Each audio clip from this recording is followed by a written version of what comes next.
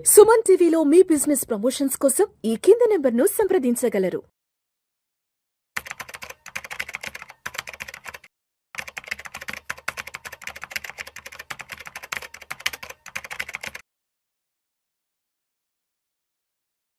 Sir నమస్తే sir Ramachandramurthy గారు. నమస్తే కృష్ణ గారు. రామచంద్రమూర్తి గారు, బంగారం వెండి ధరలు కాస్త తగ్గాయి అనుకోవచ్చా? ఎస్, ఒకసారి 24 క్యారెట్స్ 10 గ్రామ్స్ ఎంత ఉందంటే 1,55,800 ఉంది ఇవాళ రేటు. సిల్వర్ విషయానికి వస్తే కేజీ 2,51,300 రూపాయలు ఉంది. సో గతంతో పోల్చుకుంటే ఇప్పుడు తగ్గాయి అనుకోవచ్చా, లేదంటే ఇంకా పెరిగాయి అనుకోవచ్చా? రాబోయే రోజుల్లో ఇంకా ఎలా ఉండొచ్చు? గోల్డ్ అయితే యాక్చువల్గా అంటే వాళ్ళు ఇంటర్నేషనల్గా $80 డౌన్ అయింది, 4,600. 2 days బ్యాకే 4,850 దాకా వెళ్ళింది. సో ఇప్పుడు ఏంటంటే ఈ క్రూడ్ ఆయిల్ పెరగటం అనేది యాక్చువల్గా గోల్డ్ కూడా సిల్వర్ కూడా ఏమనుకుంటుంది అంటే మార్కెట్స్ ఈ యుఎస్ ఇరాన్ ఒక ట్రేడ్ డీల్ వస్తుందేమో అని శనివారం అందరూ ఎక్స్పెక్ట్ చేశారు. శనివారం ఆదివారం ఇస్లామాబాద్లో టాక్స్ పాజిటివ్ అవుతాయేమో అని, అయితే అవి ఫెయిల్ అయినాయి. దాంతో ఏమైందంటే దాని యొక్క కాన్సిక్వెన్సెస్ స్టాక్ మార్కెట్ మీద పడింది, అలాగే ఇప్పుడు గోల్డ్ అండ్ సిల్వర్ మీద కూడా పడింది. సో గోల్డ్ సిల్వర్ అయితే వీక్ అయినాయి. సో మీరు అన్నట్టు ఇప్పుడు 1,48,000 గోల్డ్ ఉంది, అలాగే 2,42,000 సిల్వర్ ఉంది. లాస్ట్ 2 days బ్యాకే 2,52,000 ఉంది సిల్వర్. సో 1,53,000 దాకా వచ్చింది గోల్డ్. సో ఇవన్నీ తగ్గాయి. ఇప్పుడు నెక్స్ట్ ఏంటి అంటే ఇంటర్నేషనల్గా చూసుకుంటే 4,500 మేజర్ సపోర్ట్ గోల్డ్కి. ఇక అది బ్రేక్ అయిందంటే మాత్రం $4,000 వరకు లాస్ట్ టైం లాగా రావచ్చు. సో మనకి లాస్ట్ టైం లో వచ్చి గోల్డ్ 1,25,000 ఆ రేంజ్ వచ్చింది. సో ఇప్పుడు ఎలా ఉందంటే ట్రెండ్ ఇవాళ ఒక రకంగా ఉంటుంది, రేపు ఒక రకంగా ఉంటుంది, రోజు రోజుకి ఒక రేంజ్లో టైట్ రేంజ్లో ఉంది.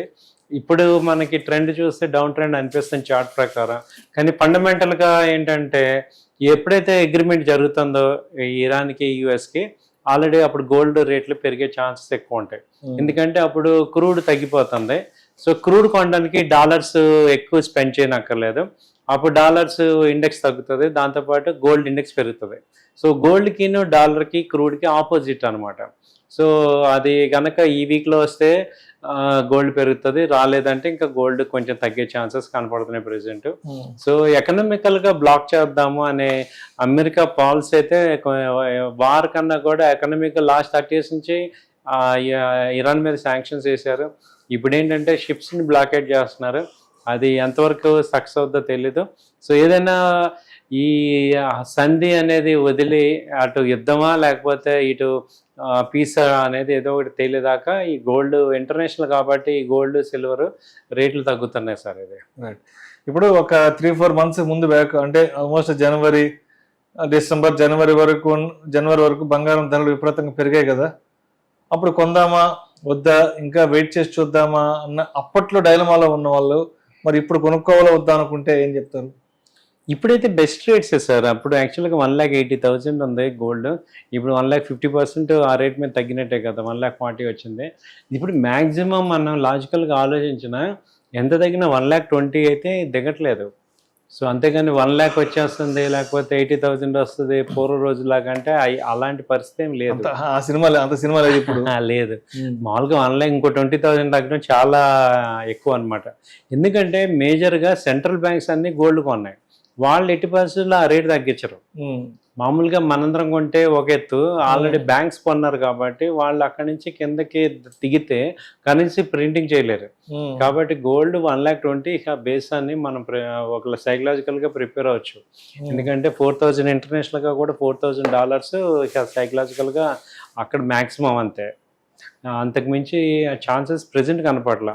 అంటే ఇంకా ఏదన్నా బాగా పీస్ అయిపోయి గోల్డ్ తగ్గాలంటే ఏమో వాళ్ళు ఇంటర్నేషనల్ మొత్తం పీస్ఫుల్గా ఉండాలి.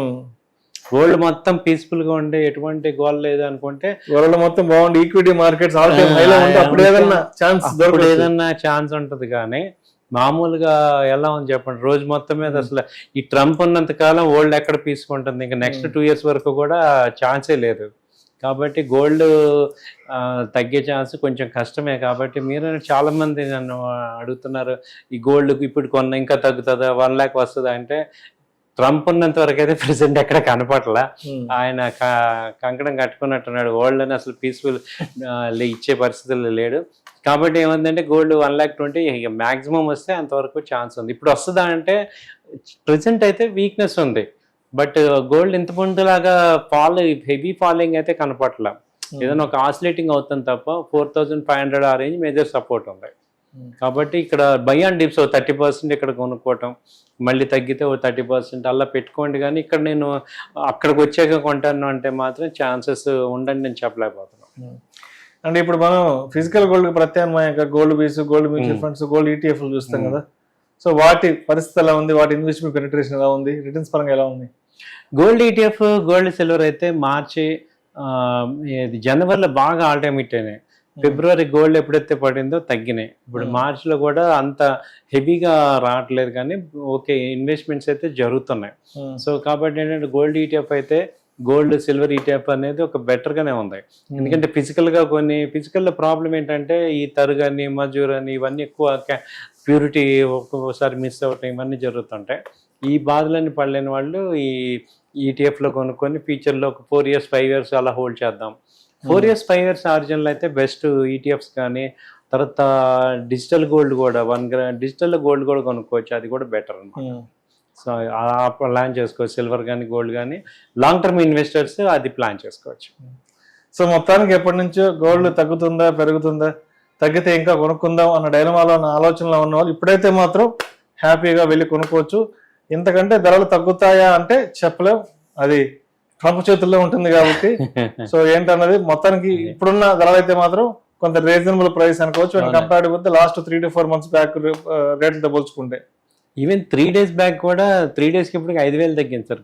10 గ్రాముల కంటే మంచి తగ్గింది. సో కాబట్టి ఓకే ఇప్పుడు బెటర్గానే ఉంది. సో ఒక 30% 40% అలా కొనుక్కోవచ్చు, ఇన్వెస్ట్ చేసుకోవచ్చు. Right sir, right sir. Thank you thank you sir, thank you so much. Thank you.